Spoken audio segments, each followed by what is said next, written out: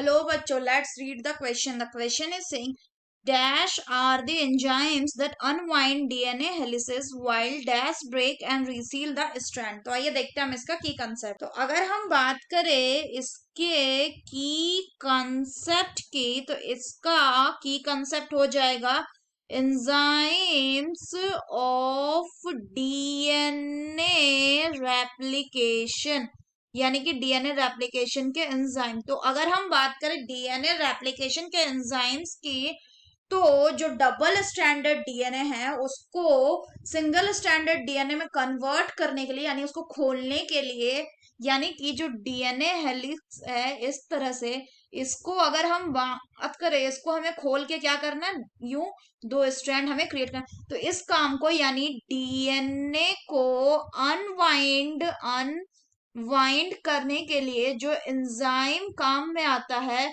उसको क्या कहते हैं, उसको कहते हैं DNA helicase. DNA helicase. So अगर हम बात करें डीएनए हेलिकेज की, तो डीएनए हेलिकेज क्या करता है, डीएनए हेलिकेज आके ओरी साइट, यानी ओरिजिन ऑफ रेप्लिकेशन साइट पर बाइंड करता है, और यहां से क्या करता है, यहां से ये अनवाइंड करता है डीएनए स्ट्रैंड को.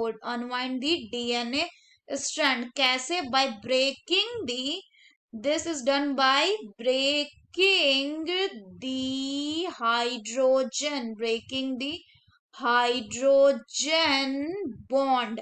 फर्दर अगर हम बात करें तो कंटिन्यूअस अनवाइंडिंग से क्या डेवलप होगा, इससे डेवलप होता है डीएनए का सुपर कॉइलिंग.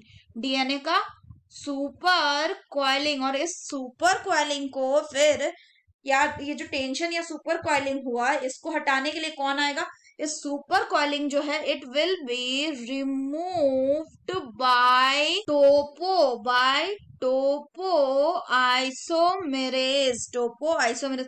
अगर हम बात करें टोपो आइसोमेरेज की, तो जो टोपो आइसोमेरेज है ये क्या करता है, दे कॉज निकिंग, यानी डीएनए स्ट्रैंड को क्या करेगा, कट करेगा. Nicking of and resealing of DNA